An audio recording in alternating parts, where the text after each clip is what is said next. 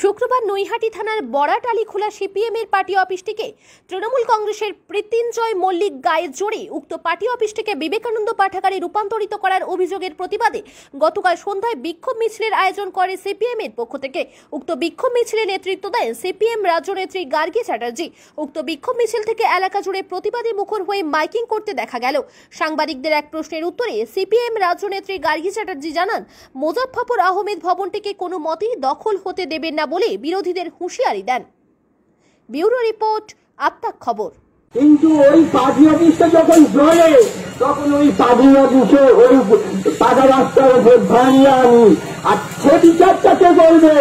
আজকে যারা পার্টি করছেন এগুলো তো ঠিক না, এগুলো তো ঠিক না। এখন পার্টি অফিস ছিল না, শান্তি রায় এখানে প্রথম রামধান্দা লাগিয়ে আমি ওই সময় কয়েকবার এসেছি, কারণ আমি তখন বাড়িতে গুরুতর একটি অসুস্থ, আমি প্রায় আয়ু ছিলাম গত 10 বছর ধরে। তারপর সেসব মরে চলে গিয়ে সেসব ব্যাপারটা সব দিতে গেছে। এখন আমি মাত্র বেঁচে আছি। মানবপুরে পার্টি গড়ার ক্ষেত্রে যদি কারো কোনো অবদান থাকে তখন আমাদের বাড়ি আর মণিবাবু হয় ওই দোগাছিয়া, সমগ্র দোগাছিয়া, রাজেন্দ্রপুর, বড়া, এই নিয়ে আমাদের পার্টি অফিসটা আমরা এখানে পার্টিরা পরিচালনা করি। কাজেই এসব ফালতু ঘটনা, এটা ভুল ঘটনা। তার কাছে গান্ধী বলেছে যে ওটা তো পার্টির নামে হবে, ওটা তো পার্টির জন্য করা, ওটা কোনো ব্যক্তিগত পার্টি অফিসটা আমরা দখল করতে দেব না। এটা মুজফফর আহমেদের নামে ভবন ছিল। এখানে পঞ্চায়েতের প্রধান, সিপিআইএম এর পঞ্চায়েতের প্রধান শান্তি মল্লিক বসতেন।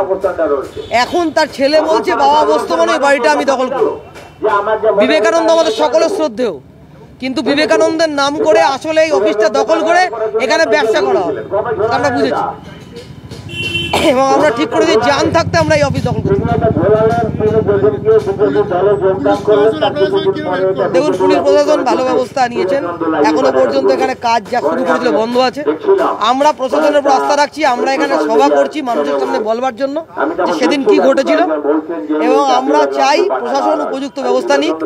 যদি প্রশাসন গড়িমসি করে এইভাবে ফেলে রাখে তাহলে আমরা এসে আমাদের ঝান্ডা লাগিয়ে অফিস শুরু করে দেব। বিষয়টা এর আগের দিনও বলেছিলাম, আজকেও বলার চেষ্টা করছি যে মানুষের জামা পাল্টাতে যত কম সময় লাগে তারও কম সময়ে বর্তমানকালে কিছু স্বার্থান্বেষী লোক দল বদল করে, যার মধ্যে অনেকে আছে, তার মধ্যে প্রীতিঞ্জয় মল্লিক নবতম সংযোজন।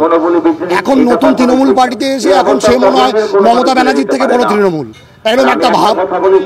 কমরেড মুজফফর আহমেদ ভবন সিপিএম এর একটা পার্টি অফিস, যার বামপন্থী আন্দোলনে সারা ভারতবর্ষের বুকে একটা অবদান রয়েছে। আমাদের আলিমুদ্দিন স্ট্রিট ও তারই নামে সেই মুজফফর আহমেদ ভবনের পার্টি অফিসটা সে দখল করার চেষ্টা করছে। এটা তো অন্যায় কাজ, এটা তো ভুল কাজ। জায়গার মালিক যে জায়গার দলিল ওদের কাছেও নেই, আমাদের কাছেও নেই, ব্যক্তিগত মালিকানা সম্পর্কে। তিনি বাম মানুষ, তিনি পার্টি অফিস তৈরি করতে দিয়েছিলেন। এখন জোর জবরদস্তি করে পলিটিক্যাল ইনফ্লুয়েন্স খাটিয়ে এটাকে যদি দখল করার চেষ্টা করে, সেটাকে দোকান করে ব্যবসা করে আঁকড়া বানানোর চেষ্টা করে, সেটা অন্যায়। আমরা তার বিরুদ্ধে প্রতিবাদ জানাচ্ছি এবং তৃণমূল কংগ্রেসের কাছে একটা সাজেশন দেওয়ার চেষ্টা করবো একজন বামপন্থী কর্মী হিসেবে, যে এই সমস্ত মানুষগুলোর প্রতি যাতে নজর দেয়, যাদের কারণে সিপিএম পার্টিরও একসময় ক্ষতি হয়েছে, বিজেপিতে জায়গা পায়নি, আজকে তৃণমূলে গিয়ে তৃণমূলটারও ক্ষতি করছে।